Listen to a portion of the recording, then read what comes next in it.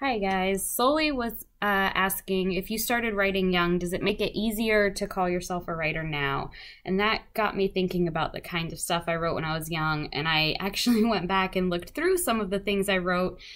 I wrote my first novel. It's not really a novel when I was like 11 years old, and I did the cover work for it. And I still have it. It's very cringy.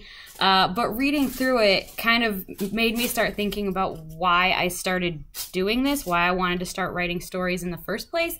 And I felt like a lot of it had to do with being able to say things in writing that I didn't feel like I could say out loud, or process ideas that I just didn't have anyone to talk to them about. And then I thought, like, the more I thought about it, I was thinking that the reason that I write now feels very similar, but it's more like when I say I'm writing for myself as an audience, I think what I really mean is I write now for that 11-year-old girl who was just so in love with telling stories that they wrote cringy notebooks full of Oregon Trail angst. And I mean, like, seriously, like, Mom, I don't want to go on the Oregon Trail. You be quiet. We're going. Get in that wagon for 9 months.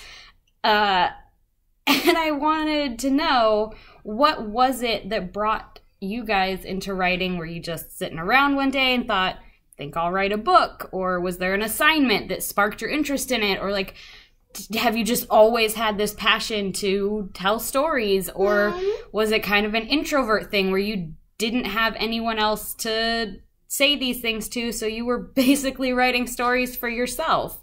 I know that doesn't really answer any of the previous questions, but it just, looking back at stuff that I wrote when I was younger and thinking about why I started, and then looking at stuff I write now and thinking, why am I still doing this? What is keeping me here wanting to get better at this and do more of this? And I kind of wanted to know, what was it that drew you guys in, and why do you continue to do it, even if you're not publishing or trying to get published?